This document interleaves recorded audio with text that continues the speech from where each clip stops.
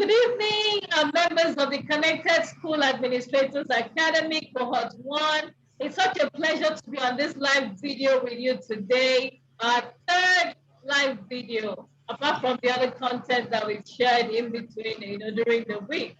So today we're looking at a very important topic, managing. Follow from me, can you mute your audio, please? Okay, thank you. So today we are looking at a very important topic, performance management in schools. If you notice all the topics listed for this program, I'm not really following them the way they are listed, because the truth is everybody here is already practicing. And the idea is whether we start from the first topic or from anywhere that we feel is fit. The idea is to make sure that everything is hands-on in a way that at the end of every video or every live session or any other discussions we have, you can always pick something to apply right there on your job. So when I started in my journey as a school administrator, nobody taught me about performance management.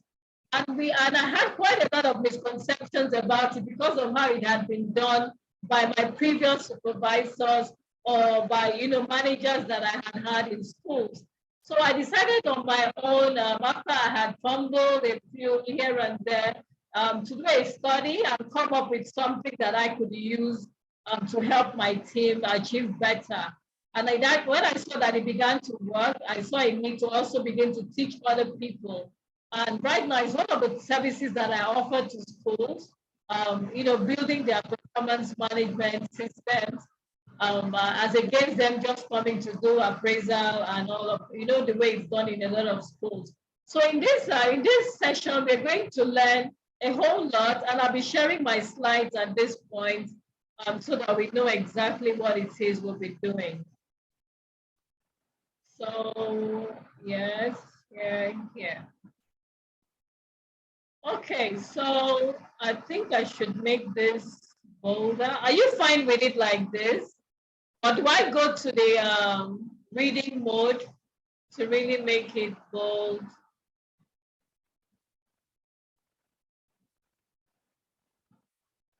Okay, reading mode. Okay, I think this is bolder now. Can you see the screen? Can you all see? Yes, please. Can you all see the screen? Yes, please. I can see the screen. So we're looking at developing an employee performance management system, and we're looking at it from the point of administration and management. I'm sure everybody here is already familiar with performance management, whether we know the details or whatever way we've been doing it. Everybody's something we're all familiar with already. So like I'd like to do, I'll just introduce myself because this will be on replay and others will be buying it. So I'm Nancy Ekwezu, and I'm a chartered administrator, a management consultant, and a life coach. I have a master's in business administration, and I'm the founder of the Facebook group, Educational Administration Network, and we're currently over 14,000, even though I must confess we've not been very active lately. And I've carved a niche for myself as an education administration expert in Nigeria, and gradually gaining some level of international, collaborations and recognition. On my last job, I led a team of over 100 people, about 140, in a group of schools managed by a reputable multinational. And that was my last job before I resigned to start Peasant Consulting in 2019. I'm the author of these 3 books, Dear Educator, which was my first book published in 2019. And then the School Administrators Companion, which is actually recommended for every member of Cosaa, because some of the things we'll be discussing are actually here, except that the videos bring out more than what the book has. And also my latest book, Effective Boarding House Administration, which was released in 2021 in December. I'm a TEDx speaker, I'm a trainer, a mentor, and I'm also a coach. And I was a nominee of the ArcLight Foundation for Education in Africa Awards in 2018. And in 2020, I was named the Global Educational Influencer by the Excelligent magazine in Asia. And in 2021, I was named among 100 admired people in education, also by the Excelligent Group in Asia. And I serve as an executive board member in 2 schools and also in the Global Trainer Academy in Saudi Arabia. So that's a bit about me. So to this topic now, our objectives will be to understand the need for performance management in our schools. And then to understand what performance management is and what it is not, to understand a simplified performance management process in the school system that I have actually developed, and I teach that also to quite a number of people. It's very easy to follow, and I recommend that you really pay attention. And to identify parameters for evaluating various cadres of school staff, and then to also introduce us to a few of my already prepared evaluation templates that I use on my job. So I will advise that you put your phone on silent mode and also mute, as everybody's already muted. And my classes are usually interactive, so I'm gonna ask questions, or you can raise your hands to make a comment or make an observation or make a contribution to the class. Nobody is a reservoir of all the knowledge in the world, so I'm also open to learning while I teach.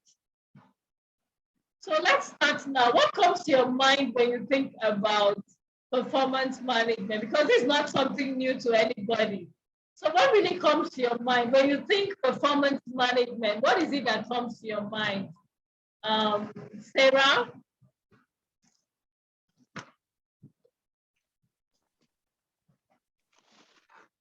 Okay.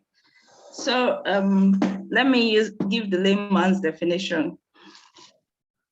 When we talk of performance management, we are discussing how managers monitor and evaluate employees' work, how they set goals for them, set indicators for them, and then they come back to evaluate to see if they have actually met those goals they've set in line with what they want to achieve in the organization. In a layman's definition. Thank you so much. That's really what it's about. I like that you said setting performance indicators, and that's where a lot of schools miss it. They just, when we look at what performance management is and what is not, you'll see where a lot of schools actually miss it, you know? And that's an area, everybody I train in Cosaa should actually be able to do this, even to consult for schools, and use the knowledge gained from here to, you know, better the performance management systems in the schools that they're involved with. Okay, so thank you very much. I like that you said it involves setting goals for them, and then the way that managers monitor them to see that they perform these goals for the organization, and that's amazing. So Andy, how has your experience been with performance management? Tell us.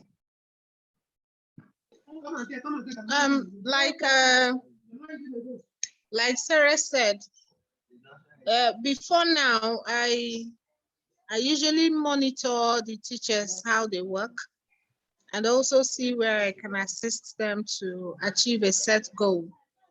And then where they are struggling, I come in. Then anyone that after coaching and helping, the person is not coming up, I may recommend the teacher for training, probably a paid training. And where the teacher is not willing to improve by going for training, then the person has to leave the system.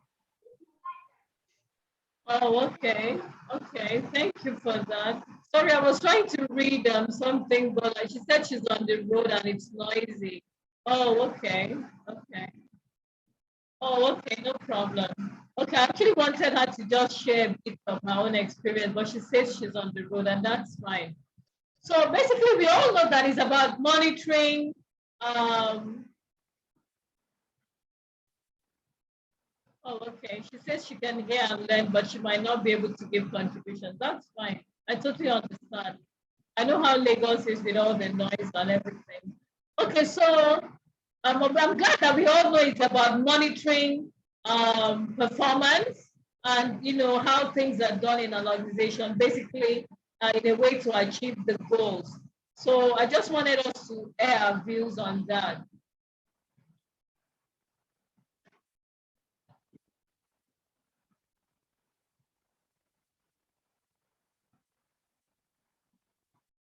So basically, performance management should be about aligning people's efforts to deliver what the organization needs and making sure that people are clear about how they deliver the objectives of their job. What I've seen is that in a lot of schools, employees are brought in, they're recruited, some are not even given job descriptions, no goals are set for them, they don't know what their performance indicators are. And at the end of the school year, someone just comes and says, you're not performing. We are laying you off, we are very sad, we don't want you here anymore. And it's so confusing, really, because it goes on in a whole lot of schools, even schools that are meant, so-called reputable schools, because I've been invited to help with performance management in quite a number of schools now. And it's always a surprise when I interview the staff involved and they tell me some of them do not even have job descriptions, or when they do, they're not even sure who they report to. So today, one person will come and give them an order, another day, another person comes, and it's all muddled up and really mixed up. So it should help people perform of their best by helping them understand what great performance looks like and how far they are from it. In other words, there are indicators. There are things that are put in place to let people know that this is what you're meant to achieve and when. Okay? So it's a process which encourages people to go and be successful, not to victimize them, not to run them down if they do not have the skills. So basically what I want to emphasize here is that performance management is a continuous process.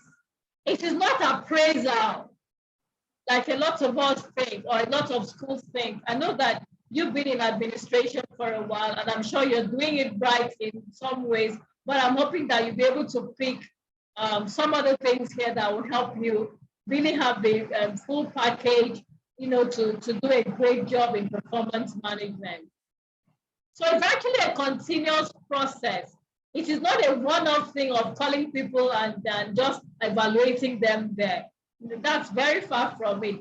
And it starts from the time that an employee is recruited. It's a cycle, actually. It's a system. It's not just an act. It's not about appraisal or evaluation. Appraisal and evaluation are just a part of the performance management system, we're going to look at that in details. So what exactly is performance management not? Let's look at what it is not first. What is it not? So that from there, we'll now look at what it is and go on to see the importance, and then my 5 or 6 step process that I have developed over the years that have helped me to manage performance of staff. Okay, so first, performance management is not about the performance review or appraisal alone. I've said that before now. It's not about the performance review. It is not that meeting you have with a staff to say you're not doing fine or you're doing fine. All of these are just part of the performance management system. Okay, it's a whole lot, it's broader. That's why we call it a system. It's a cycle. It starts and then it just goes on like that. So it is not just coming with some parameters and say, okay, we don't want you, or you're doing fine, and you are the staff of the year because you did this, you did that, without the process being in place. I've seen schools give awards to staff, and others were wondering how those awards came about, because there were no defined parameters or expectations from anybody. And some were chosen maybe out of sentiment, or because they were stooges for the school administrator or manager or the school owner. Those are the people that do the grapevine, coming to report to them, and they just put them out there as the best staff of the year. And that's usually very annoying to other people. So it's not a way for managers to get back at their reports. Sometimes you hear something like, you will see me during evaluation. I don't know if you experienced such a thing. I did once when I was, or twice actually. That's actually victimizing your subordinates. Nobody should be threatening others performance management is not about threats. It's not about threats at all. It's not about using your power, to oppress those that are on your team. Not at all. And it's not something to be done at the end of the school year, like some people think. And it's not something to be done by the employee to the employee by his manager. It's not something to be done by a manager to his subordinates or employees. It's actually a joint thing. And in best practices these days, the employee should also evaluate himself. So even the templates that I prepare, all of my templates have self-evaluation there. But we'll look at that later. Let me not go into those details now. So it is not just a measurement system, it's a whole lot. It's not just about measuring performance alone. It's about also improving it. It's about knowing where you're doing it wrong. Even you as a manager, as the organization, as a system, how can we do it better?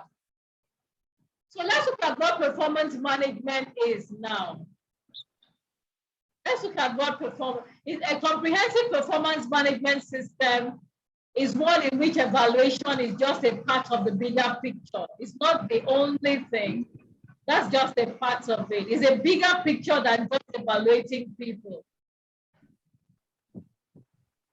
So performance management is the process of creating a workplace in which people are enabled, I like that word, enabled to perform to the best of their abilities. So you can see that even the management has a responsibility towards the employees in performance management. So it's not all about the employee performing, while the manager is not doing his or her own part. So it's a process. Always remember that it's a process. It's not a one-time act. It's a process for creating a workplace in which people are enabled. It means that even the things they need to succeed should actually be supplied and made available for them to succeed, to perform to the best of their abilities. Sorry, this is an S. What is performance management? It's an ongoing process of communication between a supervisor and an employee that occurs throughout the year. That tells me about relationship. It means that you need relationships to do well even in the workplace. So it's an ongoing process of communication between a supervisor and an employee that occurs throughout the year, whether in a school, whether in an organization. I've done the performance management even for organizations that are not schools. So throughout the year, in support of accomplishing the strategic objectives of the organization or the goals set for that period. So we could also say it's a process for acknowledging the outcomes of the performance review process that is documented between the manager and the employee. You can see all of them keep emphasizing process, meaning that it is not just that one time you come in and start evaluating stuff. No, that's not what it's about at all. It's a way of creating a culture which encourages honest conversations and professional development in order to provide the best possible outcomes for the employees and the pupils. In this case, this is for schools. So let's look at it now. Before I go into my the process itself, why do we think we need a performance management system? You've been doing this. What do you think is the relevance? Why do we need it in a school in the first place?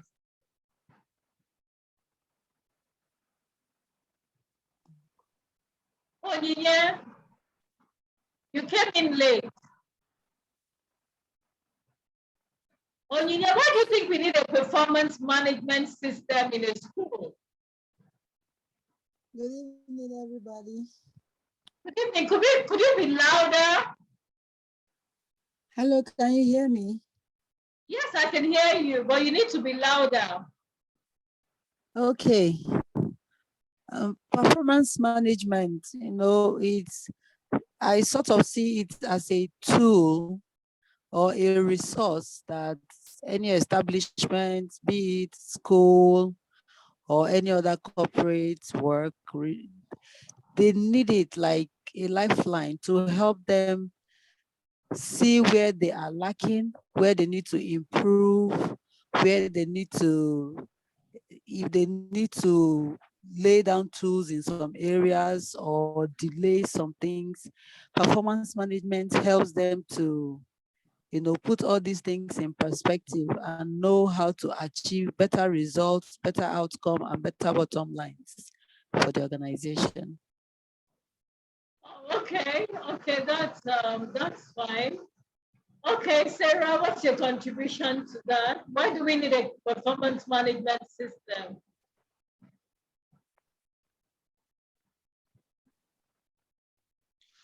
Okay, so for one, it helps you to look into the of your organization, so you know where you need to, where there's a lack, where you need to give employees extra support if that employee will need training. And it also helps for employee retention. It helps you to know, yes, it helps for employee retention. It helps you to know employees that need to be moved to a particular area of strength, maybe promoted. It helps for clarity in your organization. And it also helps to boost your employees' engagement at work. So they know that the organization is interested in them. They want them to grow. They have a path for them that they want to follow. All that. Okay, thank you. To support the staff, I like that, and to also know, to help retention of the ones that we want to retain, the ones who are performing. Very good. And also to decide on trainings for them. Those are the ones I picked. Okay, Fola says we need a performance management system to track employees' performance. Very good. Thank you so much. Okay, so let's go on right there. So it reveals areas where the employees need training and development, because the truth is they need support even from management to perform. And with the kind of graduates that are sent to us now in schools, because sometimes when you take a team, you were not the one who employed them. And even if you were the one who employed them, you really cannot do much. You can only make do with the people who are applying for the jobs, or the ones you went head hunting for and also agreed to take on the job. Because the truth is, even the quality of graduates that are being turned out now, honestly, they are not exactly very appealing. So they need a lot of training, a lot of development, and performance management will help you to reveal areas that these people actually need training and development so that you can support them. Apart from even the poor quality of graduates, everybody needs to be trained and developed on their jobs. So that's one of the things that performance management does. It actually helps to highlight the areas that your staff will need for your staff development program. So if, for example, you see that there are always memos that are sent out that cause more confusion than communicate the real thing to the people, then it means that whoever is sending the memo needs a training or maybe on business communication skills. So instead of just scolding and giving queries all of the time, you note that and start maybe coaching the employee or developing a staff development plan that addresses the issues that have been observed. It also helps an organization to pick up serious performance problems. This is important, like in factories, or maybe where there are new employees in a school, for example. You will start picking up for maybe teachers, their style of delivery, their relationship with the parents and the students. When there are serious performance problems, customer service, relationship issues, all sorts, you'll be able to know before it affects everything, and before you start losing students in your school, before parents start withdrawing their children. So this means that you can set the things right immediately. Some can be corrected right there through a training that you can do right away, or so that you can nip right there in the bud before things get out of hand. So things that will affect your image as an organization, when you notice them, immediately you can begin to address them. It also allows for the exchange of feedback between managers and direct reports. For successful performance management, there must be feedback. It's not just dishing out goals at them and going to sleep. You must find out, how is it going? Do you have challenges? How can I step in? Which areas do you need help or support with? So it makes for exchange of feedback between managers and direct reports. It helps to boost employee engagement and productivity. Believe me, when people are just left to do their thing, sometimes there's confusion because you may not know what their expectations are. You've employed people, some are coming from different organizations. It kind of helps to harmonize things and helps people to stay engaged and to increase their productivity when they are shown what to do and the expectations are there, and then you allow them to bring in their creativity as they go about achieving the goals. It's also good for strategic planning. It helps you to assess the quality of the workforce that you have and whether you are actually attracting and retaining talented workers. So for example, if you're always wanting to lay people off, maybe you've trained them and you just say these people are so untrainable. First of all, have you decided the criteria for even recruitment? Have you decided what the benchmark is for this position? What are the things that I must? What are the things we can at least compromise and begin to work on the candidate? Are we always attracting people that we do not want? Or do we hire in a hurry when someone leaves and we do not do the due process to really find out if they're a right fit for the job? Because if everybody if you employ, let's say 50 people and 40 of them are underperforming, then you might that might give you feedback about your recruitment process. Perhaps you're not doing it right, or perhaps you need to improve and have, a clear direction in the area of the recruitment. It shows employees that they have the support of their line managers in achieving their goals, and definitely it helps the organization's goals and objectives to be achieved. It helps you plan for reward and recognition.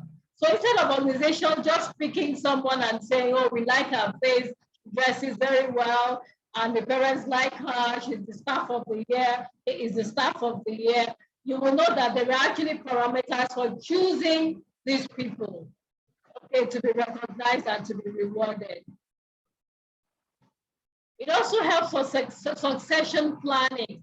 It provides data over time as vital inputs for long-term planning for future organizational leadership. So if you have people who have been performing excellently over the years, and let's say 2-3 years consistently, you might start preparing them for leadership positions if they show signs of leadership. On my last job, for example, before I left, I had created a succession plan based on the performance of, the staff. And there were some people I chose to be prospective heads of the elementary, and a few for the college, and a few for the early years. And I was grooming them. At some point, I began to have meetings with them, mentoring them to really develop their skills. And when I eventually left, I recommended one of them that I was grooming to take over the position, even though the board didn't think she should be there. They still brought someone in from outside. But the other positions were actually filled by people that we had spotted in the 3 years that I was there, that these people can actually do well in leadership. So some of them are actually in those leadership positions now because it helped us in planning, in having a succession planning. And we got all of this data from their performance.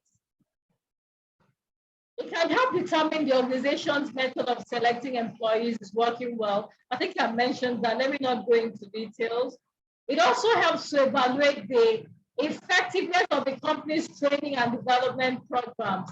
And it can be used to document decisions that may lead to lawsuits. If there are sensitive issues, someone is not happy, maybe they thought they should have been promoted or they felt victimized, all of the records you have from performance management can be used as evidence that this and this is what happened. This was done justly based on everybody's performance. So if someone wants to go to court for you laying them off for poor performance after you've tried and done everything you can, or they felt they should have been promoted and someone else got it and they felt victimized and they think they should get a lawyer for that, whatever. Because you have your records, you can always prove that this is what really happened. Okay, it can also be used for individual employee development. So apart from the organization developing a professional development plan, each individual that has been appraised can also have a look and say, okay, based on the comments my managers have made about me in the past few months or 1 year or consistently in the past 2 years, I think I need to work on my own emotional intelligence, or I need to work on my leadership skills or my planning. Maybe they say I'm always scattered even though I work hard, or maybe on productivity skills, on a whole lot. So it gives insight even to the individuals so they can plan their own personal development, okay, instead of always waiting for the organization. So in summary, we can say that the performance management promotes a great job, celebrates those that do it, helps us to learn about both the system and the employees, and whether we're doing it right in recruitment, helps to improve the system when we use the data we collected from it, helps us to evaluate who is performing and who is not, and helps us to have some level of control because someone reports to someone. It also helps to motivate because we collaborate with them in getting those goals achieved. So it's not a one-man show. So let's look at this very important aspect now, which is the formula for developing performance management. So this is a simplified approach that I have come up with, and it works very well for me. And so I decided that I'll teach it, to people that I come across, and I use it also in schools. So one of the first things to start with is, what is the vision of our school? What is our vision? What is our mission? What are we trying to achieve? Make sure that everybody understands this. Make sure everybody understands this, because performance management will never be exactly the same in every school. In all of the 4 schools where I have been administrator, it was done differently. Okay, so each school had its own vision and mission statement and what exactly we're striving to achieve. Yes, every school educates children. Every school does that, but the way they go about doing it is different. And so that was actually reflecting your goals. For example, in one of the schools where I was, we were very international minded in everything that we did. And so we had to bring that even to our goals, the kind of goals that we set for the staff, because our mission statement actually meant that we were raising global citizens who will be critical thinkers, who will actually, be able to have hands-on education and all of that. So we had to make sure that this was brought and broken down into the goals that we set for the staff. So any staff who would just come and start teaching and be the star of the class just didn't fit into the school at all. Okay. So first, communicate the vision and mission to everybody so that you are all on the same page. Secondly, make sure that there is a structure. There's also an organogram. Everybody is clearly communicated to who is at the head of affairs, who is actually your line manager, who do you report to.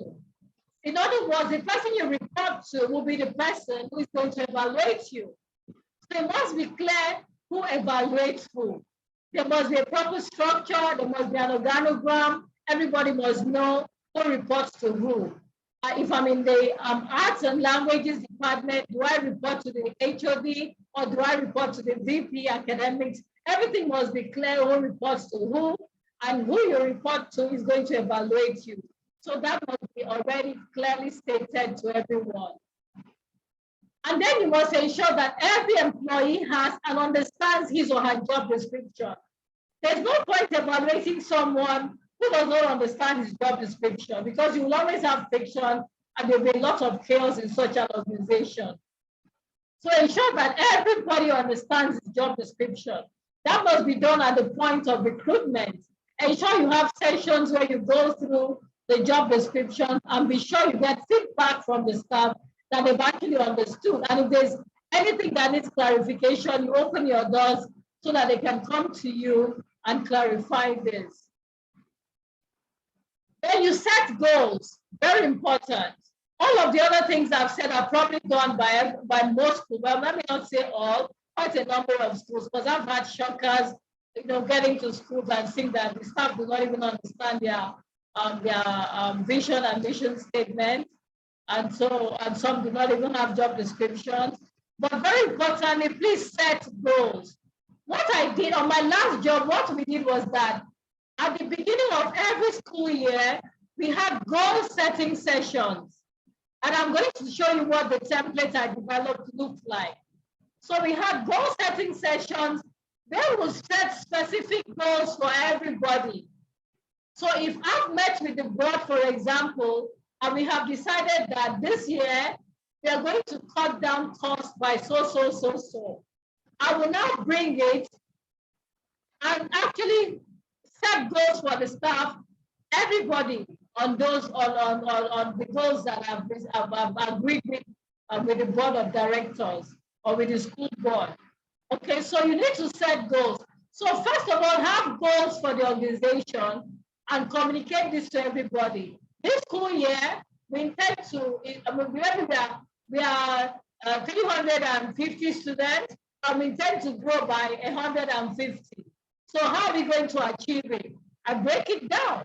It means that everybody must be able to introduce at least maybe, let's say you have 50 staff members, everybody must be able to bring in 2 people that they are introducing to the school for the admin team to follow up on. So all of this must be clearly stated to the staff. All of this must be clearly stated. So map out strategic goals for the organization and communicate to everybody all the goals for the year. These are our goals for academics. We intend to achieve this in the students' performance for whatever goals that we have. This is what we're planning to do. Or we're planning to maybe have a fundraiser so that we build a new block, whatever. Or maybe we are going to have a drive to grow our book drive, to grow the library, to set it as a goal and break it down to everybody. How many will each person bring at every term, so that at the end of the school year, the number of books we intend to have in the library is actually achieved. So about the goal setting, make sure the goals are, make sure you involve the staff, that they participate. Make sure that both the manager and the employees and the subordinates are involved in the development of the goals to ensure understanding and commitment. And the goals should be documented. So don't just have a goal and verbally tell them we intend to grow by 150, which some school owners and school administrators do. And at the end of the day, when these are not achieved, they become sad. Goals must always be written with clear, very clear, there must be clarity. You've heard about SMART goals. They must be documented, they must be available for review, and they must be managed on a continuous basis and acknowledged by everybody involved.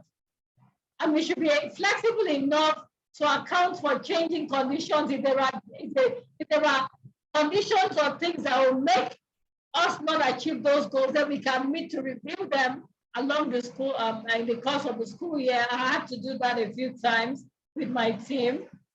So still on goals, remember what we said, have your mission and your vision and mission. Make sure everybody knows who they report to. Make sure everybody knows his or her job description, okay? And then set goals. Make sure that goals are set. So set goals for each employee to enable them to achieve the corporate goals with clear performance objectives and time frame. With clear objectives. I'm going to actually, don't worry, I'm going to show you the template and use all of this to explain. Then remember, I'm going through the process I've developed for schools. So develop an appraisal evaluation template with parameters for evaluating each cadre of staff. What some schools do is they just have one evaluation template for cleaners. Some people don't even evaluate cleaners. They don't think they should be evaluated. The minders, the caregivers, the gatemen, the caterers, what they do is they just focus on the teachers while everybody else is just misbehaving all over the school. Everybody must be evaluated. You must have parameters for everyone, from the gatemen to the cooks to the stewards, the caterers, the cleaners or sanitation people or whatever it is you call them in your organization, the teachers, the management team, the admin team, storekeepers, accountants. Everybody must have clear parameters for their evaluation and clear goals to achieve. So the goals that the teachers would have will be different from the goals that the accountants will have.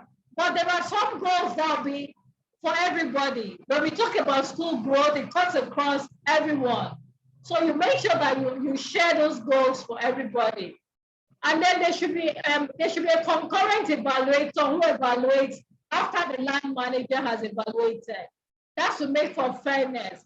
So in the schools where I was, like on my last job, everybody in the department was evaluated by their HOD.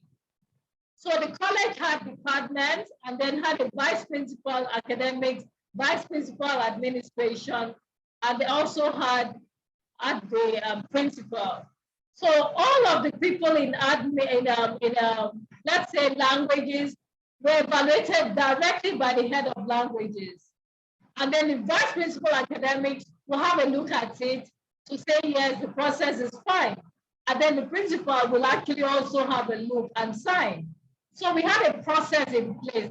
But before anything was documented or okayed for the school year, there were some people that I, as a school administrator, evaluated directly, and those were the heads of schools because they reported directly to me while I reported to the board. The board evaluated me directly, and then I evaluated the heads of schools. The heads of schools evaluated the college, the principal evaluated the vice principals, and then the vice principals evaluated the HODs because every department, the vice principal academics evaluated all the HODs along with the principal, and then I will also have a look at them to be sure that things were fine, to see where staff disagreed with how they were evaluated, and to attend to complaints about evaluation. And I also had to sign at the end of the day that all of these processes were fine before they were now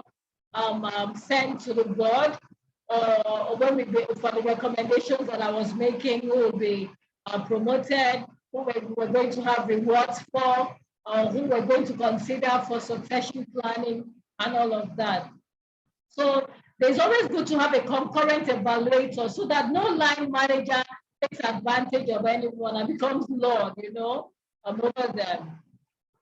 So ensure that all employees understand the performance standards and expectations at the time that the objectives are set, not when it is time for their evaluation. And that's where a lot of schools miss it.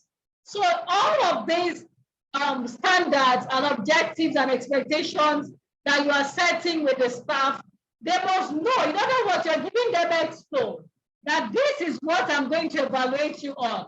I've heard about schools that hide their performance and their evaluation templates, and they do not have a system in place. So when it is end of the school year, from nowhere, they just come and say, we're evaluating you. And everybody's wondering on what? And they say, no, we have our own parameters that we're using to evaluate you. You don't have to know it. No, that's not how it's done. Everybody's meant to know what they are going to be evaluated on from the get-go. So their job description tells them what to do. The objectives, the performance objectives tell them the exact expectations. How will we know when you have achieved this? What are the indicators? What time are we expecting that this should be done?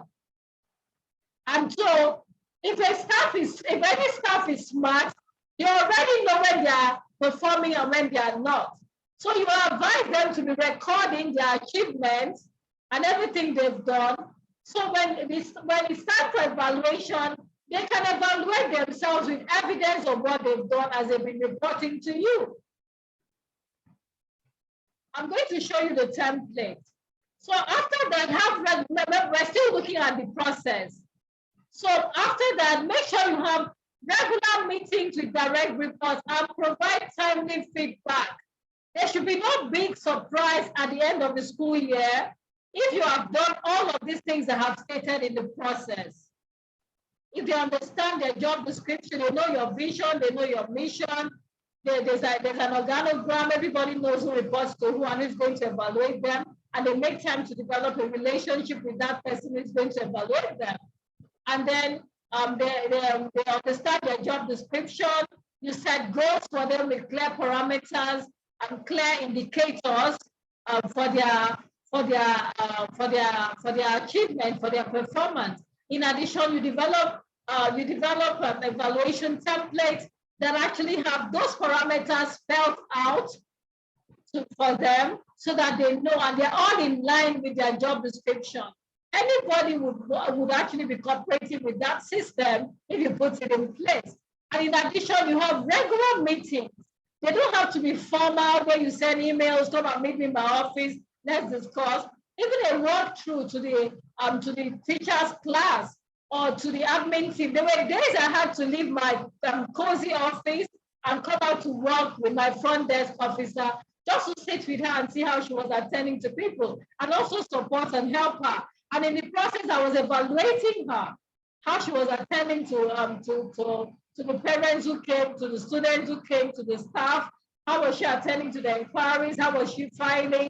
I would do spot checks for the teachers. They need to go to their classes to observe their classroom, to observe their classroom management, their classroom delivery style, their relationship with the students, their lesson plans, and all of the things that make for effective teaching.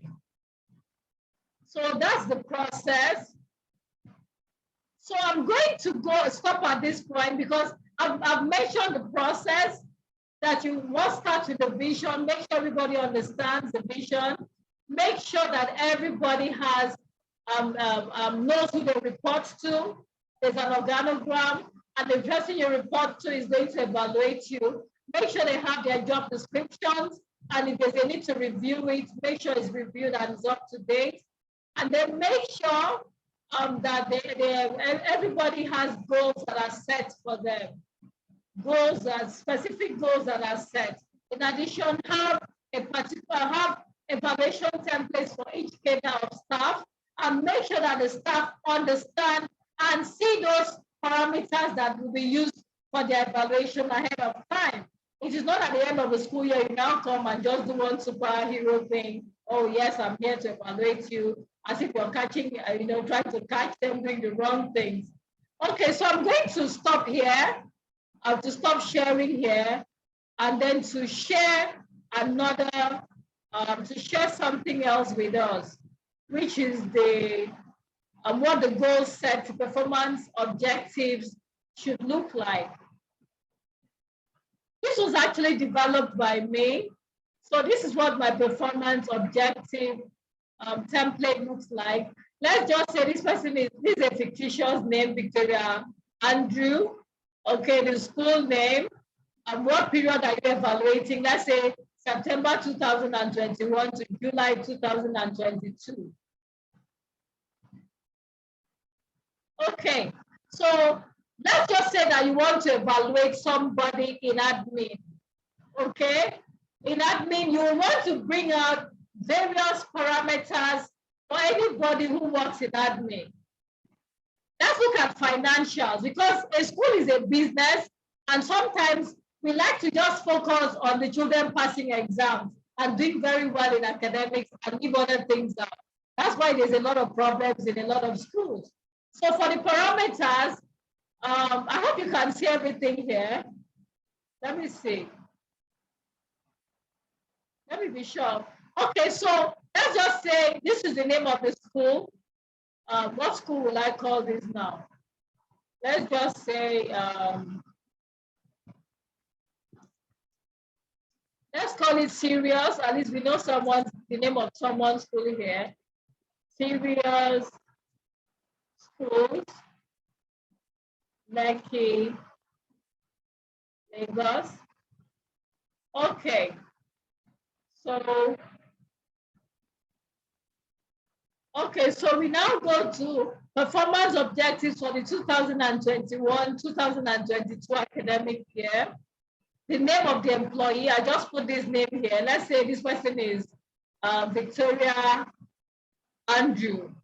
Okay, let's just say that we're looking at performance management for maybe members of the admin team, specific positions. Remember, each position must have specific objectives, goals that you're setting for them for the year. So let's say that this is for the school nurse, for example, and her name is Victoria Andrew. What's the location? That's if you, maybe she's in the college, or maybe you have 3 nurses, one works in the elementary, one in the primary, or maybe you have 2 campuses of your school, whatever, or maybe it's 1 campus. So for the location, you might just say primary, okay? Primary. From when to when? September 2021 to July 2022. Remember what I said, set the goals at the beginning of the school year. You must always set the goals. So that time when parent teachers come, when you start your professional development to be prepare them for the new school year, that is the time that you start setting the goals. So that as they start the school year, they know what the expectations are. So let's look at now key performance indicators. These are normally called KPIs. For those of you that are into human resource, you will understand what KPIs are. So the parameter is the exact the item that you are choosing to form performance, to have expectations from. Let's say in a school, okay? A school is a business and we need to grow our finances. And sometimes we think it's only the duty of the management team and the school owner or the school board to grow the financials. But everybody can be involved in one way, because if you make them save costs, let's say on paper, have you seen how many people just come to admin? I need to photocopy, the photocopy, waste materials. You can set goals so that stops.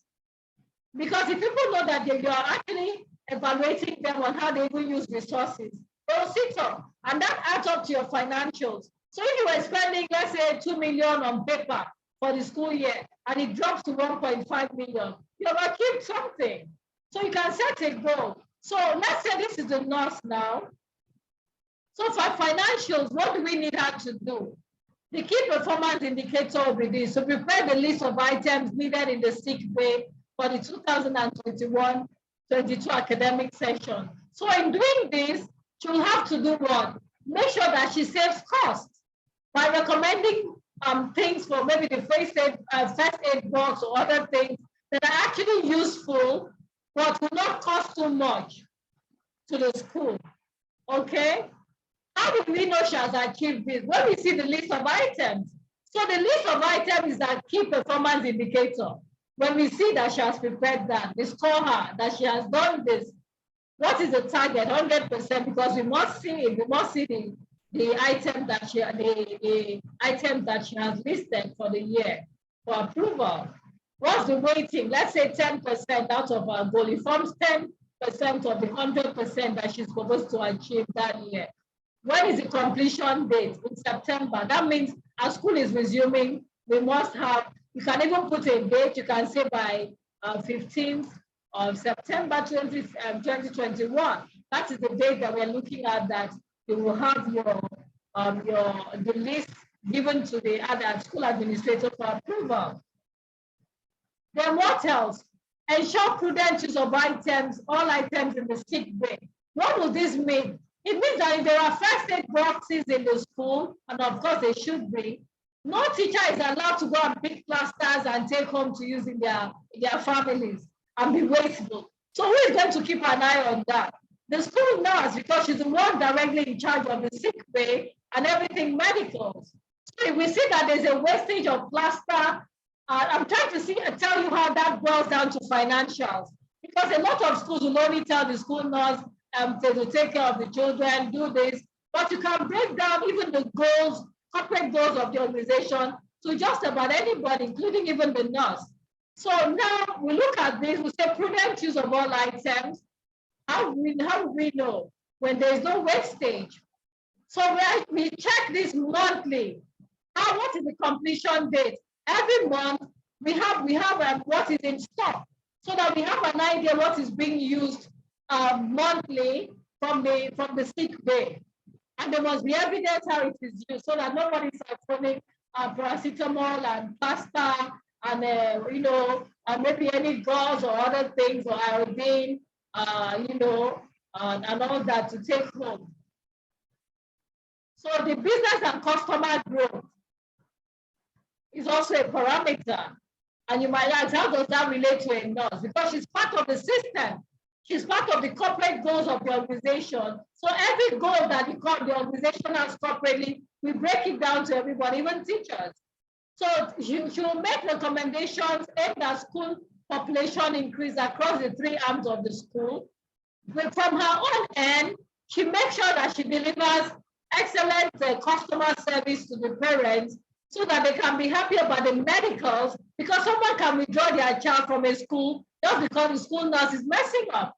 So it means that if nobody withdraws their child based on medicals, based on the fact that they were not attended to, or they're not happy with the way the nurse spoke to them, or the way she handled things, or maybe she did not report a sick child or send them home on time or whatever, then all of these also impact on the business growth. Because if someone has 5 children in the school, for example, and the school nurse is rude to the parents, and then they withdraw one, they're angry about one child, they might withdraw the other 5, and it impacts on the business growth of the organization.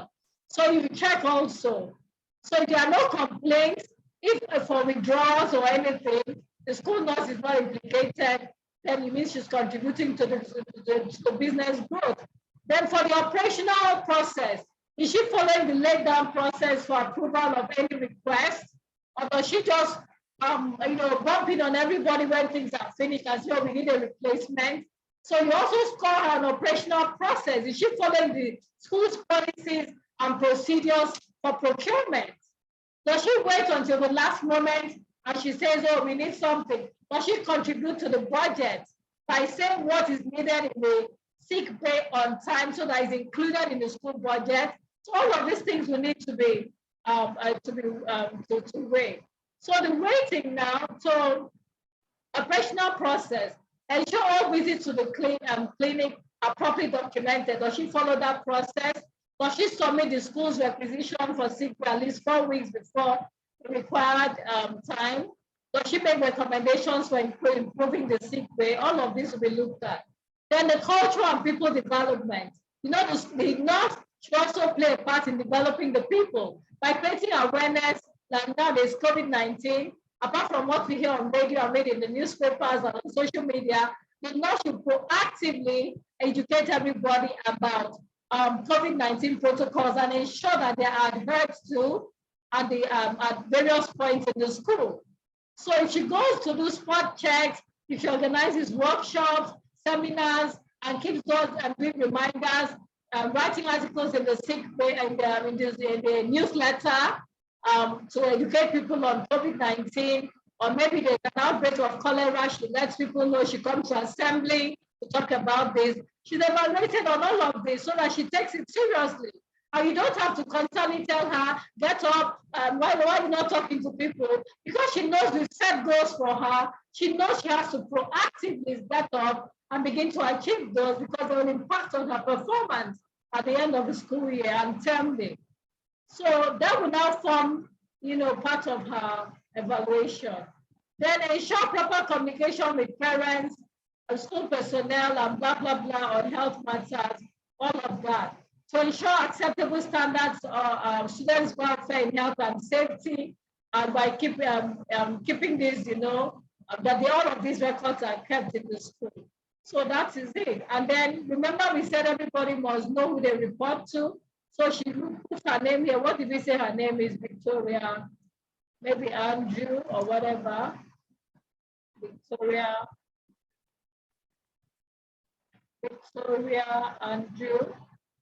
And then she signs here and puts the date that she's in agreement with these goals. The line manager, let's say the line manager is Onyinye, or no, it's serious school. So this will be Fola Rami. Okay, So Fala is the one in charge of this Bolarima. So let's say that she's the one in charge. She signs, and then this. So this is documented as the expectations. Okay. So when we're now building, so that's one. We've done one for the nurse. Let me see. I should have several other ones. Bolarima is not here anymore. Oh. So let me just see some of the ones that I should have a look at. Okay, that was school nurse. Let me just see which other one. Let's see. Okay, let me just see for teachers.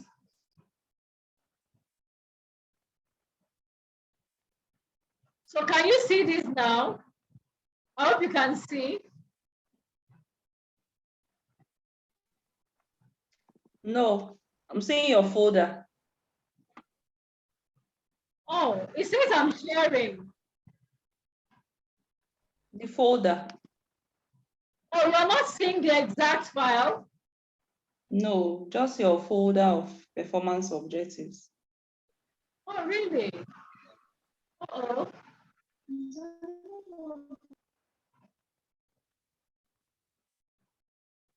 Okay, let me see what I can do about that, because I just wanted to show you the one for teachers.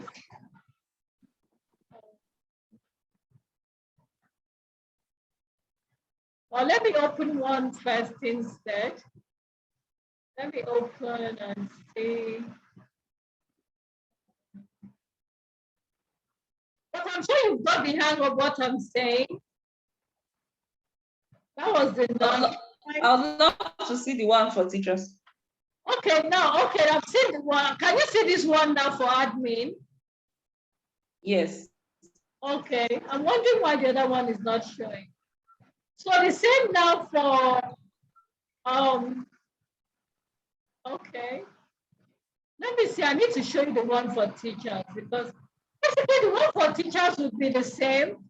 Now you'll be focusing on, for financials, you can bring it to the usage of paper.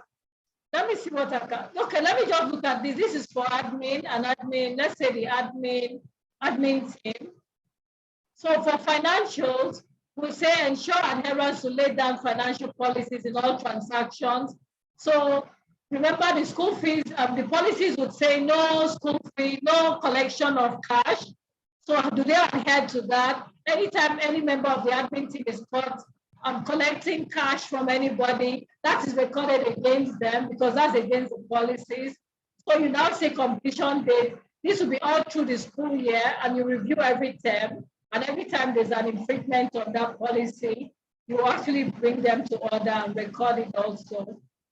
And then adherence to feed directives of feed drive from the management. Whenever there's feed drive, do they comply? You know? And then do they use their work materials prudently? Paper, ink. You know, some people can, some admin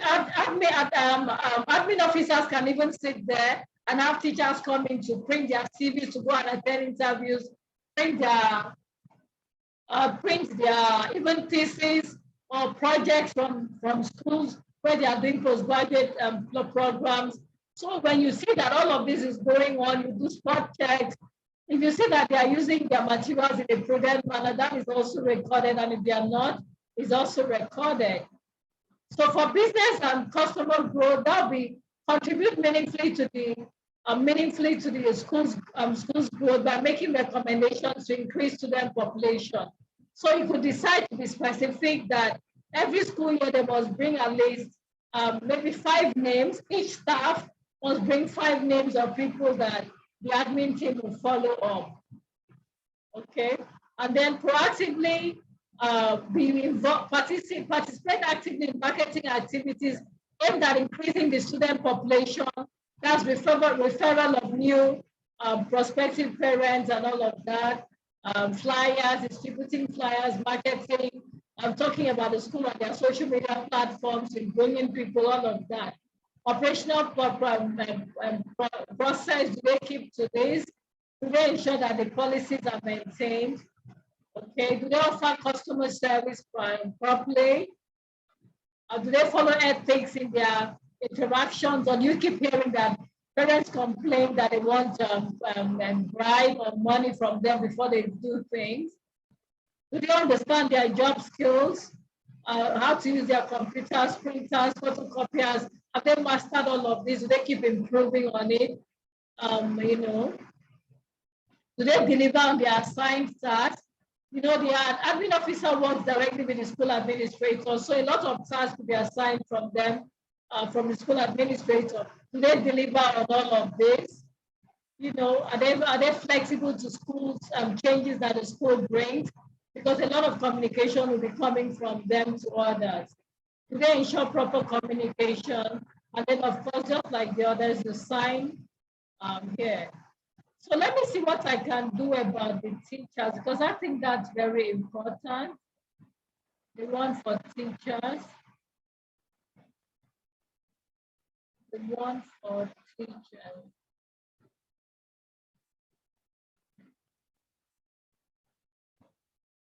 So can you see the one for teachers now?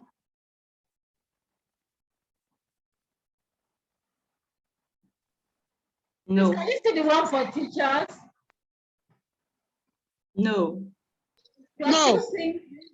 Uh-oh, what's really going on? Okay, maybe because it's a folder, it's showing the entire folder. I will need to, let me see. And because I'm recording, I cannot minimize the screen to bring that out.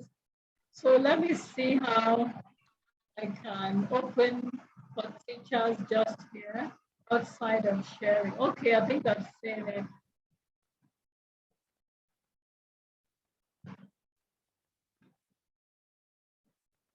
Sorry about that. I need to open. Okay, teachers, it's open now, so I can handle that separately. I just want to show you the one for teachers. Okay, I've seen it. So can you see it now? Yes. Okay, okay. All right, so for teachers, of course, we know teaching and learning is going to be core. So the much of the weighting will be for teaching and learning, which is their major task in the school.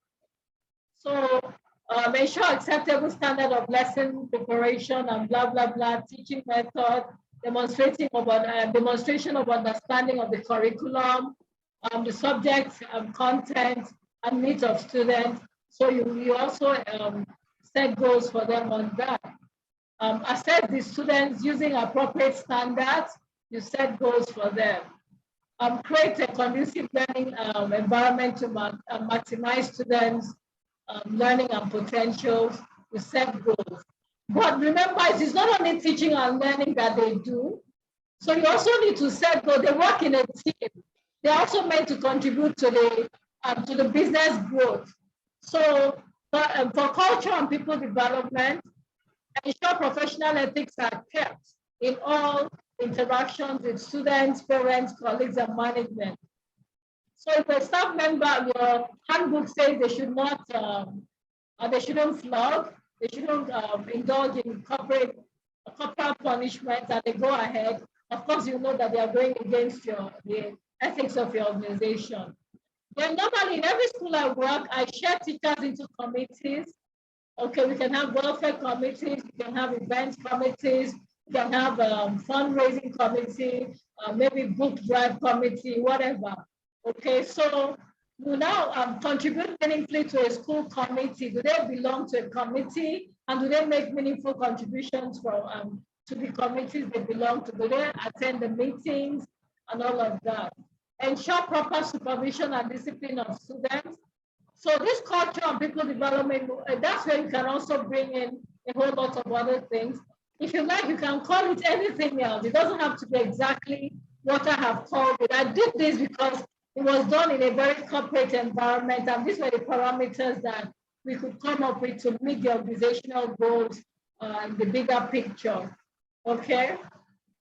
So ensure that the school's vision, mission, and goals are incorporated into completing work and assigned activities. This is also about supervision. Ensure adherence to school safety and security in supervising students. So if you get to a place and someone is on duty and the children are left unsupervised, then it means that the person there is not doing his job. The teacher is not taking advantage of the adhering to the supervisory elements for his evaluation. And then professionalism and communication.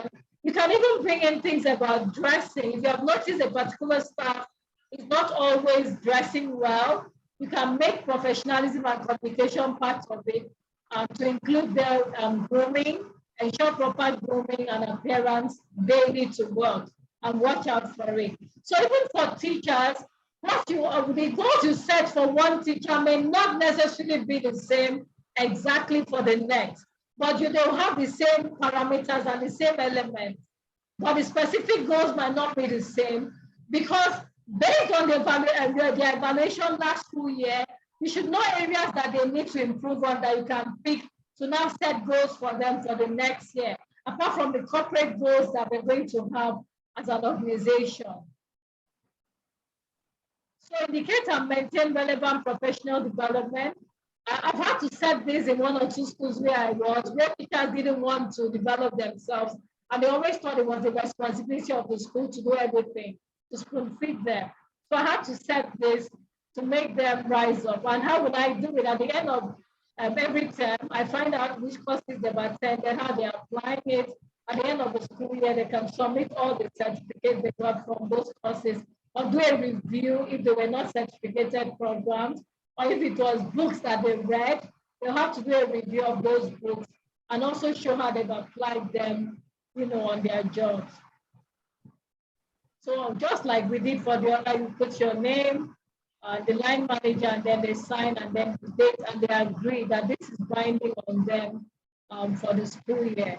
So those are goals that usually we set, but we're very specific, and they may vary from one organization to the other. Now let's look at the evaluation templates. Remember, I said you must have templates. So let me see which of the templates evaluation. When I was discussing the process, the 6-step process that I've designed for performance management, I did mention that you must have an evaluation template that captures the parameters that you'll be evaluating the staff on.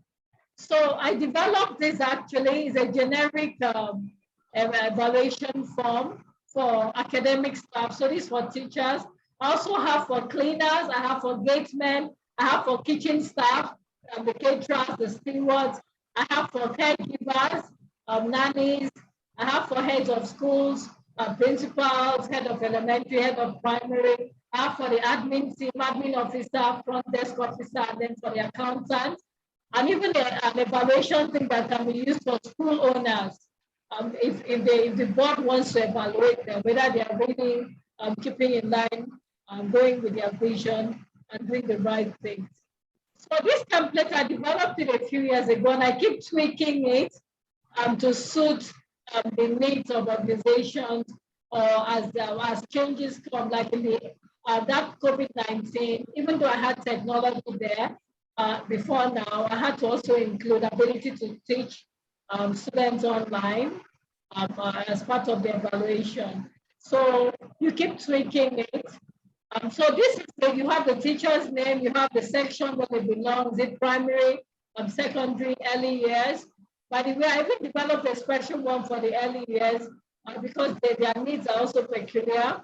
Then the administrator's name, date of observation, and blah, blah, blah. Teacher's job title, is this the physics teacher? Is this the chemistry teacher? Or is this the fine art teacher or class teacher, whatever? Job title, the staff ID number, and then times of observation, because for teachers, you must have actually have classroom observations, and also walk-through, we call it walk-through, where you get in and see what they're doing. So let's go now. So remember I said there should be, as we go on in the this program, you see that there's a way to the evaluation template has a rating. So for the rating, I decided to choose O, E, M, and N. And O means outstanding and is a total of 5 points. So this rubric has 5 points. The ranking has 5 as the highest. And on this 5 means that you're excellent, in fact, you're outstanding. So that's an O. So the teacher performing at this level maintains superior performance, accomplishments and behaviors that consistently and considerably surpass the ratings reserved for the performance. So if someone is going above and beyond the call of duty and is performing excellently and still going beyond, we could say that they are outstanding. Incidentally, I had outstanding from the board for my performance in quite a lot of the years that I was there. So these are the things: consistently exhibits behavior that have a strong positive impact on learners and the school climate, serves as a role model for the children, sustains high performance, goes extra mile, blah, blah, blah, blah. Then E is exceeds expectation. That's what you would say is actually very good. So you could say this is outstanding, this is very good. And exceeds expectation, this person is actually excellent, does the job excellently, might not really go okay above the call of duty, but does the work excellently and exceeds the expectation that is there. You know, you have the expectation, and then you have those who exceed it, and you have those who go above and beyond the call of duty. So those are the ones who buy into the vision and probably own the vision and go on and on. So the teacher performs slightly exceeds normal job requirements and performs above normal and blah blah blah. You can divide it. You can design your own rubric. It all depends on what you think will fit the system where you are. Then we have meet expectation, which is 3. So every teacher is required to have at least a 3 over 5 out of 5. And this is someone that meets the required objective and expectation, meaning that they perform their jobs well. They don't have to be excellent, but they perform the job. They are not found wanting. And they're not constantly complaining about them. Then if someone has a 2 out of 5, it means that they need improvement. Okay, they require support in meeting the standards. They result in less than quality work. Okay, for a teacher, maybe the person never submits lesson plan. They're always chasing him up and down. If you're meant to submit on Friday, he submits his own every Tuesday afternoon, and he tells you sorry, sorry, sorry every day. So those are the kind of people. Then if it's unsatisfactory, then it's very worrisome. This is the one where you might want to review such a person and place them on staff improvement plan. Needs improvement is also placed on staff improvement plan, but this one is under your watch because it means that they need too much support to get the job done. So let's look at what it looks like. So for professional knowledge, remember on the goal setting, we had set teaching and instruction. Okay, and under that, there were several things there, one of which is actually your knowledge of your curriculum and your ability to deliver. So we now bring all of this to have parameters under the evaluation of template. So here we say the teacher demonstrates an understanding of the curriculum, subject content, and development needs of students by providing relevant learning objectives. So here you have all here is outstanding, exceeds expectation, meets expectation, needs improvement, and this one, the U, is actually the one where I told you that the person is performing unsatisfactory, okay? All right, when you have S, it means that is where the teacher will evaluate himself. So S stands for self, and M stands for manager, the line manager. So if this person feels that he's actually doing all of this and is outstanding, then he'll give himself a 5. And the manager may say, no, I think you actually have a 4.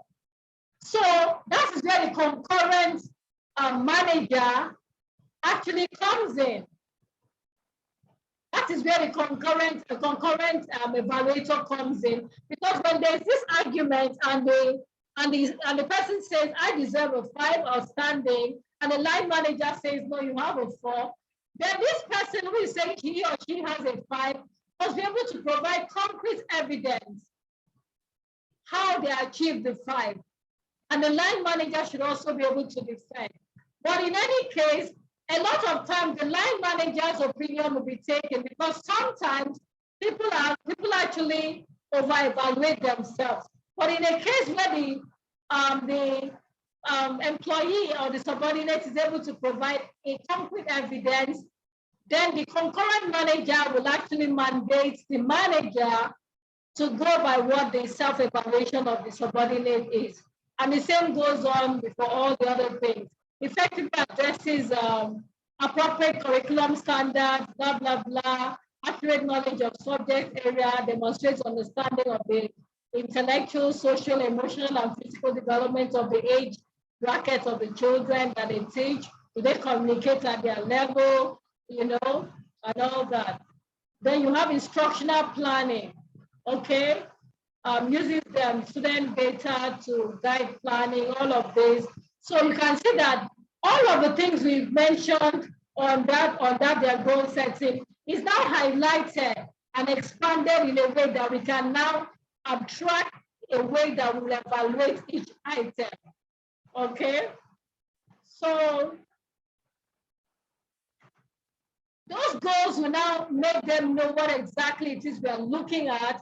And this template is even shown to them at the beginning of the school year. Now, please, these are the things that we will be evaluating you on. Have a look at them and ensure you follow through. These are our expectations. So you don't pull out this evaluation template at the end of the school year and say, I'm here to evaluate you.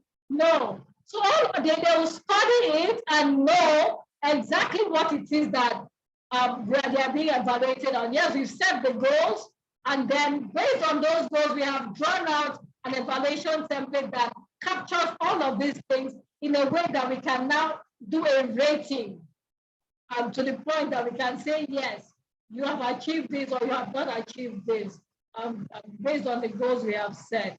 So you can see learning environment. Do they have a proper learning environment? Do they arrange their classes with safety in mind? All of those kind of things. Remember we mentioned safety there, supervision and all of that. So all of this will now capture them in full details. And this is what the template looks like for the teachers. Culture and people development. Do they show interest in current educational thinking and reading? Are they members of a professional organization? Do they attend meetings? Do they attend courses, webinars, conferences, workshops, and seminars? Okay. So we now come here relating with colleagues, parents, students. Everybody is always bickering, having problems with all other staff. They're fighting every day. You might want to also state there that they need to improve on their maybe emotional intelligence, their relationship with management. All of these are actually highlighted here. So it's not only teaching, there are contributions to even committees, to school events. Okay, all of these are highlighted. A sense of community. Do they just work in silos and do their thing, mind their business and go and not relate with others as a school to enable others to achieve the corporate goals that the organization stands for? So do they contribute to the school committees? Do they attend school events? So that will make, already they know that they're going to evaluate them on all of this. So you don't need to be chasing people, make sure they are at the school event. You take attendance, anybody who is not there is reflected here. That is the evidence that you have as the line manager when you're evaluating them at the end of the school year. So what do you do to make sure that your evaluation is smooth? You make sure you keep records. Always, always keep records whenever you evaluate. It's very important. Okay. We've gone past the 1.5 hours that we should be having, but I'm still going to go on. So we now come and make comments here. You make comments here on each of these items that you're evaluating. You could say something like the teacher works in a silo and needs to improve his personal relationships in the school, or needs to develop his emotional intelligence, or whatever, you know. So the comments you make in each of these places is actually going to form a part of what you expect them to improve on in the next evaluation period. So you'll be picking things from there to also set goals for them again. For example, if they did not attend any course, they did not attend any webinars, workshops, whatever, then the next one you have to change the weighting to something a little more to show them the importance of this. So when they are done, you now evaluate them. Are they overall outstanding? Because by the time you add up all these scores from the manager, if they keep scoring 4, 3, 2, like that, you now add them all up and divide by the number of parameters.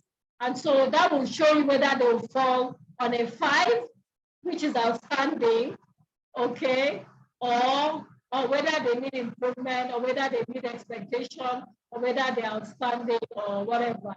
So the total rating, you put it there, and then the average rating, you put it. And then are they recommended for continued employment?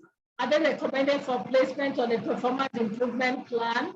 If they are unsatisfactory or need improvement, then they will definitely need a performance improvement plan. Are they recommended to be placed on a second performance improvement plan, even after you have tried in the first period, maybe for a period of 3 months, and the next time again is still the same, then you know that this is a serious matter. Then are they recommended for dismissal? If they, apart from these evaluation issues, have they had behavioral issues that the organization cannot cope with anymore, and all of that? So you make sure that you now make all of this. So the teacher will now write his improvement goals. Now, based on these comments, these are the areas I'll be working on, maybe next term or next semester, or whatever it is that your school runs, okay? So that's it. So this is what the employee performance plan that I also prepared looks like. You'll be, for some people, what I do is I introduce a coaching program. Since I'm a certified life coach, I coach them through the process and motivate them so they don't start feeling bad. And then I also provide resources and assistance, and all these are documented. And I then begin to check how they're performing based on the help rendered. So that is the one for teachers. I also have for admin team, accountants. So you should be able to develop templates, evaluation templates for any cadre of staff at all. Okay, so we're not done. This is actually a very long session. We're still here, and I'm going to have to rush the remaining. So the question is, how often should we evaluate in a school? Some people say every year, some say every term. How often? The truth is this. Can you see the screen, please? Yes. The truth is this. When I started in my school administration journey, I didn't know much about performance management then. So we used to do every end of school year, and all the problems would have piled up till then, apart from a few that I addressed. Then people now start getting angry that someone got an award, someone did not get. So as time went on, I began to review this, and I found out that it's better to do termly, so that people know that there's an ongoing process and it's not a one-off evaluation at the end of the school year. So we evaluate every term, and in my last school, because it was a multinational, they do theirs once in a year, a big one. So I had to introduce a mid-year. We also had a mid-year evaluation. So we all decided to do it twice, but in between, we had meetings where we had to talk to the teachers, you know, motivate them, encourage them, have their line managers find out how they were performing, what their challenges were. Was there any lack of resources that was making them not perform at the level we wanted? The ones who were, we encouraged them, you know, wrote mails to them to keep up the good job and stuff like that. So if for a school, you could do it every term or you could do it twice in a term. But the important thing is that there must be ongoing communication and not something that you surprise everybody with at the end of the school year. So you can have 3 formal performance reviews or appraisals in a year, or you could decide to have one at the mid-year and then one at the end. That's towards the end of the school year. Okay, so that's it. So it's not enough to set goals and have all of this. You must also be able to build your workforce so that they perform well.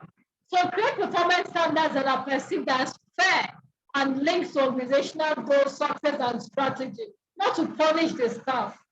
So don't set goals that are realistic and you know you do not have the resources as an organization to achieve. So don't put them under so much pressure that everybody knows that they cannot be achieved, and then they just, in a bit to stretch them, don't stretch them so much that you break them. Stretch them enough to know that they can achieve this, but also be realistic enough to know when the organization cannot you know, take it or cannot actually support those kind of goals. So provide feedback to employees from multiple sources. I'm sure you've heard about the 360 degrees evaluation, where everybody is involved, the employees, the employer, the managers, even vendors, students, everybody is involved. But you should handle this carefully because it gets very political, getting other people's opinion. You have to be sure that the organization is structured in a way that people will not be unduly taking advantage of others. So show them samples of the performance objectives and evaluation template, okay? And I don't want to go much into this, but we know what traditional performance management is like. Then you just react to see someone doing something wrong and you go, but in modern one, you set goals ahead to preempt them that they have goals they are achieving. So you're not waiting to catch them doing wrong and then pick them and punish them. You delegate tasks to develop them, and then in the modern one, you assign responsibilities. Okay, you affirm them in modern performance management, you affirm and support them. But here you just conduct the annual review and ask the money to catch them where they are doing wrong. Sometimes with no support, just to record ahead. I saw you didn't do this, you didn't do that. So this one gets intimidating and it is normally quite demoralizing. But if you do it as a continuous process, they don't feel like you're witch hunting them. They see you as a part of the progress because you also succeed as a manager when your team succeeds. So you communicate clearly and frequently, asking the right questions, especially areas where they're struggling and where they will need support from you to perform better, okay? So it also reinforces possible, and glad to have feedback. What does feedback do? It reinforces positive behavior, and then focuses in the forward, encourages development of desirable work habits, and helps them to achieve their goals. So for the ranking, remember I told you the ranking, I have a 5, I did 0, 1 to 5. Here 5 is the highest and outstanding. This 360 degree, it's not something a lot of schools in Nigeria are used to. If you're introducing it, make sure they've had enough training on it before you start. Then of course, management by objectives, which is what a lot of us practice, setting the objectives for them, and then making sure that everybody performs based on the objectives set, okay? So what do you need to avoid in performance management? You know, sometimes people get victimized. Sometimes people get victimized. And so these are things that will help. You should avoid favoritism. You should avoid favoritism. So some managers may allow their impressions of employees or their personal feelings about them to dominate the performance rating process. You know, some people are very likable on your team, and some are not exactly very likable, maybe due to their interpersonal skills or whatever. So whatever it is, you should be able to be objective when you're assessing people. Don't bring in personal feelings, even though it's difficult. So don't use your maybe a staff who's been rude to you once or twice, or whose temperament. Remember when we did the personalities? You know, some come out as abrasive. So don't use that against them when they are performing. Always stay on what they have performed. So if you need to talk about their behavioral issues, you may want to have a meeting with them to address that.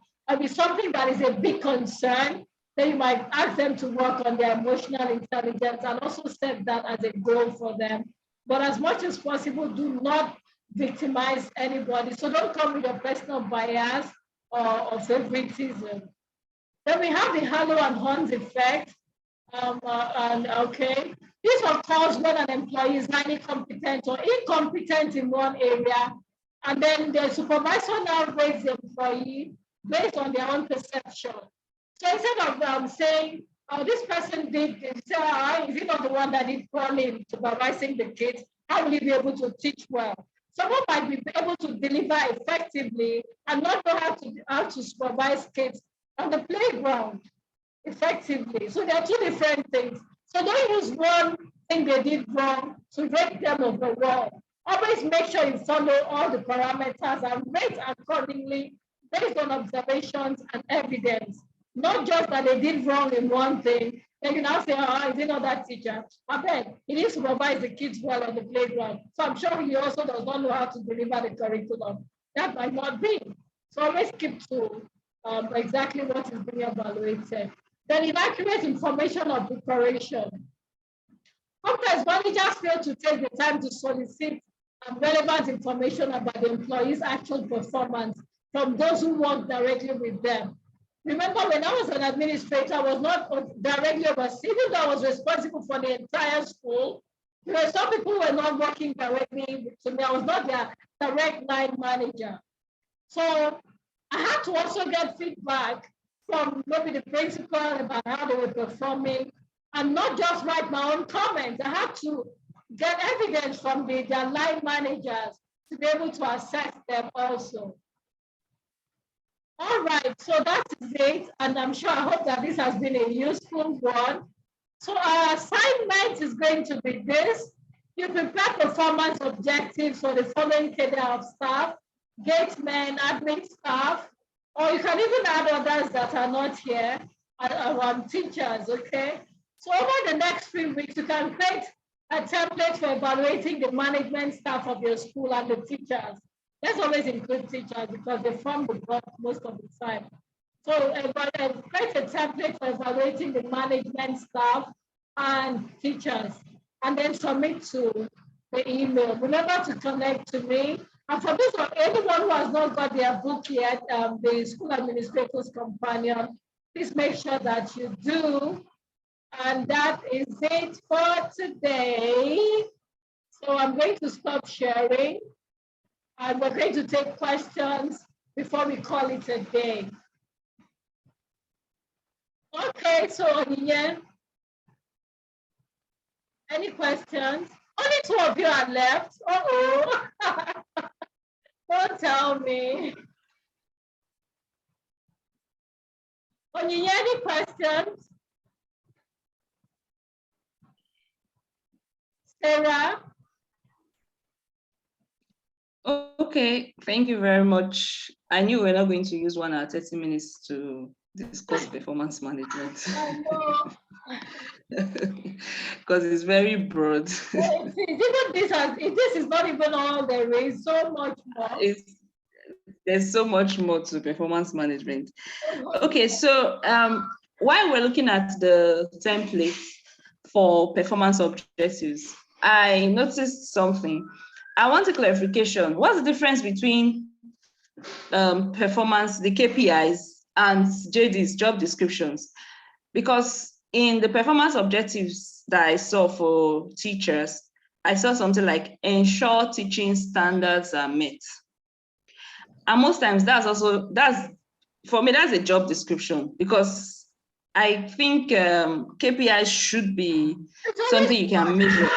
When we say use the verb, like if it's someone supervising, then you, if it's a supervisory role, then you could say, and actually that was completed. Let me see. Let me go back to it. I get what you're saying. That should actually be a responsibility or a task. Thank you. Complete by total. But you see, where it is not a job description is because there are actually there's a time frame. There's a time frame and targets. And the waiting for it. Okay, why I'm asking is, sorry, Nancy, what I'm asking is, if you are giving a KPI, it should be very specific and measurable. So if you are saying ensure teaching standards are met, that is not, you're supposed to measure teaching standard, and that is what you should be telling the teacher. Because if you're saying ensure teaching standards are met, how would the teacher measure it? Okay, that should be keep to the teaching standards. But how we do that? Normally we make sure that we use. Sorry, let me go back to that.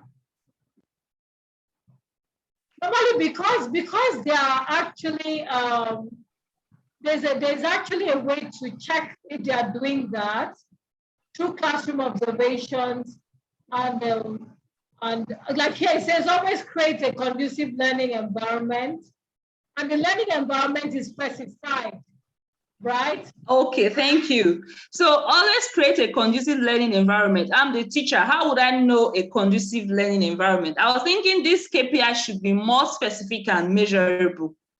That's what I'm saying. Like, the school already has what a conducive learning environment should be. Okay. Are you getting me? The school has what a conducive learning environment is, so they know what the standard is. So when we use a term like create a conducive learning environment, the staff know that actually this is what the school expects when this term is used. I don't know if you understand what I'm saying. But it's not documented. Are you saying they know it's in their head? Or it should be documented somewhere? It is documented. It's actually documented in the handbook. Okay. It's actually documented. Okay. So everything that is a verb that is used, they've had a training on it, and it's also documented in the handbook. So remember, it's a total system. So it's not just the job description. Remember, they have a contract with the school to deliver. Yeah. The handbook actually specifically goes into details about what a conducive learning environment is in this school for a teacher. So it's something that they know in the school. Okay. I don't know if I'm communicating. Okay, I get you. But another thing again, for KPIs, because I'm really particular about this because we get it wrong most times in schools. Okay. I feel for it should be your classroom specific, like for a child specific. For instance, if you have if you're taking maybe primary 1 and you have children who are below their reading grade level, you should set it as a goal for that teacher. So you can have teachers in a school, but they have different goals when it comes to teaching and learning. That the goals for one teacher will not necessarily be the same for the other. The goals for, and it should be specific. So in that case, you could say 80%. I want at the end of the session, I want maybe 90% of the children in your class to be able to read, to attain this level of reading proficiency. Exactly. So yes. I think that would be more specific and measurable. So if you now do a check on the students and you have like 50% not getting to that, then you start looking at other factors why that was not achieved. Yes, that's actually, yes, that's exactly. Okay. So we go, for example, such a teacher will need to bring in reading intervention. Yes. Yeah, we need to be clearly stated there that maybe through reading intervention in this class, this percentage should be able to read by September or by July or whatever date it is. Yeah. Okay. Thank you very much. But anytime such a term is used, because these were just things done for a school, the school already has the standards clearly stated at the point of induction, and there's actually a handbook that documents all of this. And their policies too. Yeah, everything works together. Okay. So thanks for that observation. Yes, and it's very important. That assignment. That assignment is a big one, though. Yeah, it is. So you might want to do what? I'm sure you already have templates you've worked on. And just gift us your templates now. Let's have that as a January gift from you. Oh, really? Okay, let me give you one of them. Actually, the templates on my website, people buy them. The whole part. I've got the Nancy is expensive, 10,000 naira. Give us as gifts. Okay, I could give you the one for teachers. I think I could give that evaluation template for teachers, or maybe the one for admin team. But I have for various. Can I be an Oliver Twist? You say? Can I be an Oliver Twist? Okay, so which of them do you want? 80%. Great man. I keep improving on them. So I don't let's have the one that you've revised, the one that's maybe the one you did 2 years ago, so that we can improve on it. Asking us to go and start from the scratch. Yeah, it's also for you to practice. I do have templates, but I just wanted something more upgraded and all that, with more parameters and all that. Oh, okay, no problem. So admin and teachers, when are we expecting it? Oh yeah, you will not talk now. By the time that these freebies come now, all of you will be saying thank you. Okay, so Onyinye, any questions? Are you sure Onyinye is here?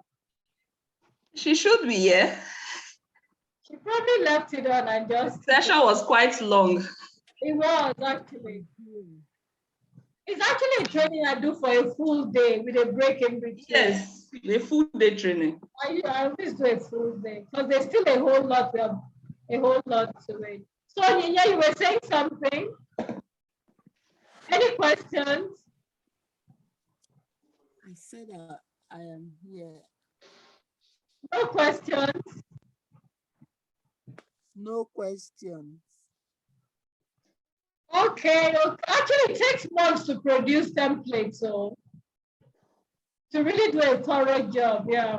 That's why I said starting from the scratch is 3 weeks will not work it for us. So we can modify the one you have. That's why I said you can do only one.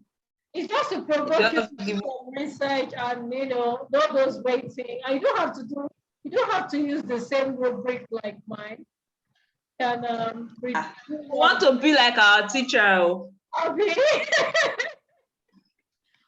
No problem. So I'll give you one of them. I think I'll send one to you. I'll send one. Maybe the one for teachers or admin team. Teachers and admin. Okay, no problem. All right. So no questions from Onyinye. And who is not here? Andy and Fola. So they'll work the evening. Yes, they will. All right, so let's call it a day, and you can do more. Thank you very much. On performance management. Yeah. And you have a whole lot of it in your YouTube. I think this is a topic that you've really touched on your YouTube videos. Oh, okay. I think there was a time people kept asking me questions every day, so I just did a few. Yes, you have so many videos on it. I also do on customer service. Okay. All right, so I'm calling it. I'm going to have a nice night, everyone. Bye. You too. Bye-bye.